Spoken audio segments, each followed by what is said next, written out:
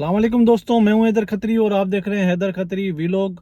तो अक्सर मेरे भाई दोस्तों के सवालात होते हैं कि ये यूएसए का विजिट वीज़ा अप्लाई करना है। तो मैंने सोचा कि एक जो है वीडियो कॉम्प्रिहेंसिव बना के आप भाइयों के लिए मैं अपलोड कर देता हूं, ताकि जो भी आपके सवालात हैं इंशाल्लाह इस वीडियो के अंदर जो है कवर हो जाएं।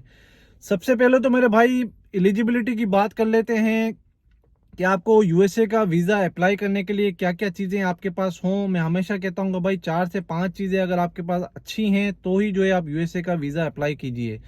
नंबर 1, आपका जॉब टाइटल क्या है। नंबर 2 के ऊपर जो है आपकी मंथली इनकम कितनी है। नंबर 3 के ऊपर जो है आपकी ट्रेवलिंग हिस्ट्री किस किस कंट्री की है। नंबर 4 के ऊपर आपकी फैमिली टाइज या आपकी एम्प्लॉयर टाइज क्या हैं। ये 4 चीज़ें जो है भाई मेन इंपॉर्टेंट होती हैं किसी भी कंट्री का वीज़ा अप्लाई करने के लिए, ख़ास तौर पे यूएसए का वीज़ा अप्लाई करने के लिए। ये चीज़ें अगर आपकी अच्छी हैं तो भाई आप वीज़े के लिए स्टार्ट कीजिए। नेक्स्ट स्टेप क्या होगा? नेक्स्ट स्टेप भाई यूएसए के लिए एक फॉर्म होता है DS-160। अगर आप गूगल के ऊपर लिखेंगे तो आपको ये फॉर्म खुल जाएगा। ये तकरीबन जो है 20-25 सफ़ों का जो एक फॉर्म है, जिसके अंदर आपकी डिटेल डली जाती है। आपका उसके अंदर mobile number, email ID, passport number, passport की एक्सपायरी, फैमिली की डिटेल, आपके पेरेंट्स की डिटेल, इसके अलावा जो है आपकी वर्क हिस्ट्री पिछले 5 साल की कम से कम, जिसके अंदर किस कंपनी में काम किया, कब से कब तक काम किया, ये आपने मेंशन करना होता है।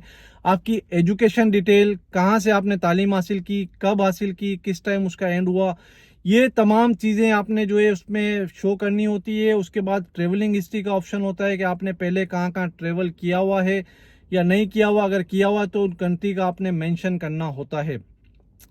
ये सारी चीज़ें जब आप फॉर्म को अच्छी तरह फिल कर लेते हैं तो मेरे भाई उसके अंदर लास्ट के अंदर ऑप्शन आता है उसको रिव्यू करने का। जो अक्सर भाई जो है जल्दबाजी बहुत करते हैं वीज़ा अप्लाई जब कर रहे होते हैं, क्योंकि ज़ाहिर है जो DS-160 फॉर्म हम फिल करते हैं उसके अंदर थोड़ा सा जो है टाइम लगता है।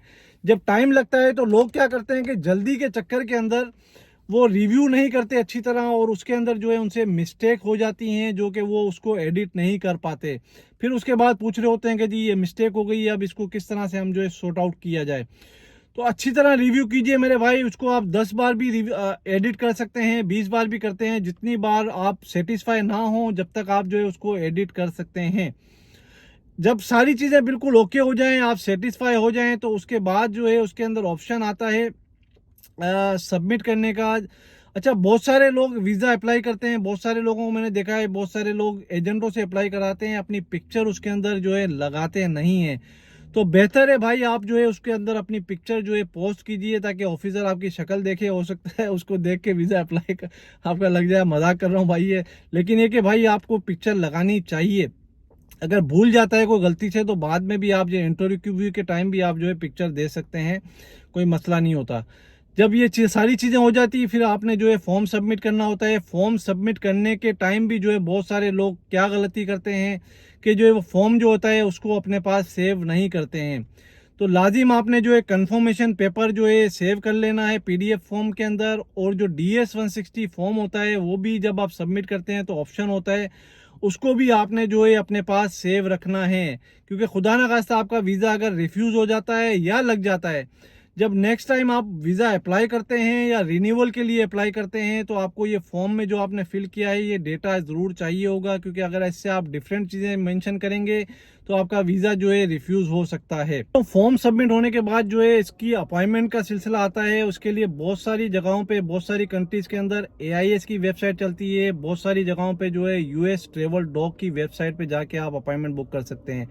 वहाँ पर आपने जो है अपना अकाउंट क्रिएट करना है, ID पासवर्ड लगाना है। उसके बाद आपने DS-160 फॉर्म भी आपसे पूछा जाएगा, जो आपने फिल किया है वही number same to same match होना चाहिए।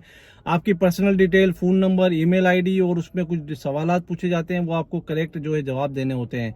जब वो सारी चीज़ें क्रिएट हो जाएगी, आपकी ID पासवर्ड की ये क्रिएट हो जाएगा, उसके बाद जो है आप वहीं से जो है आपका पासपोर्ट जो है कहाँ पे आपने रिसीव करना है वो सिलेक्ट करना होता है। उसके बाद जो है आप अपॉइंटमेंट सेक्शन पे चले जाते हैं और फीस जब पे कर देते हैं, फिर उसके बाद जो है आप अपॉइंटमेंट बुक कर सकते हैं। भाईजान, UAE से, इंडिया से, पाकिस्तान से जो है इस वक्त 1 साल के बाद की जो है इंटरव्यू डेट मिल रही है। हालांकि ओमान से और दूसरी कंट्री से जैसे अपना सऊदी हुआ, वहाँ से जो है आपको महीने के अंदर अंदर अपॉइंटमेंट मिल जाती है।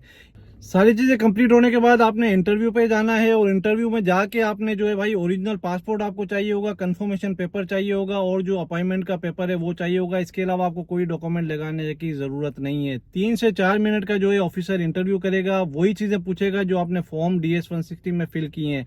आप वहाँ क्यों जाना चाहते हैं, आपके पास पैसे कितने हैं, आप काम क्या करते हैं, आप अगर अकेले जा रहे हैं तो फैमिली आपके साथ क्यों नहीं जा रही है। तो ये सारे सवालात आपसे पूछे जाएंगे, प्रॉपर आपने जवाब देना है।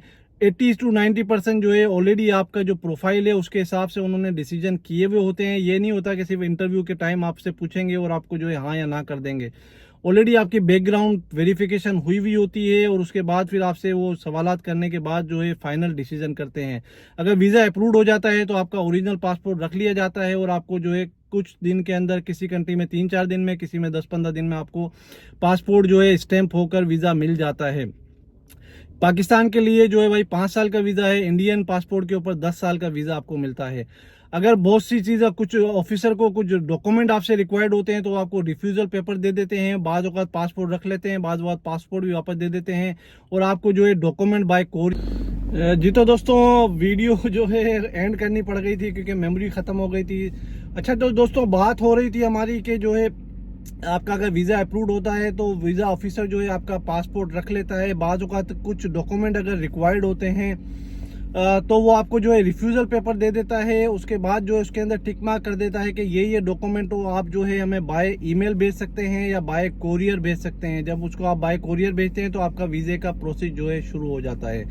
तो ये जनाब आज की वीडियो थी कंप्लीट। होप मैंने ऑलमोस्ट तमाम चीज़ें जो है USA के रिलेटेड, वीज़े से रिलेटेड, इंटरव्यू से रिलेटेड, अप्लाई करने से रिलेटेड कवर की हैं। फिर भी कुछ चीज़ें अगर रह गई हों, आपके सवालात हों, तो मुझे जो है कमेंट्स बॉक्स में लिखकर पूछ सकते हैं। और चैनल को ज़रूर सब्सक्राइब कर लीजिए ताकि नई आने वाली अपडेट जो है आप तक पहुंच सके। दीजिए इधर खत्री को इजाज़त। अल्लाह हाफिज़, टेक केयर, बाय बाय।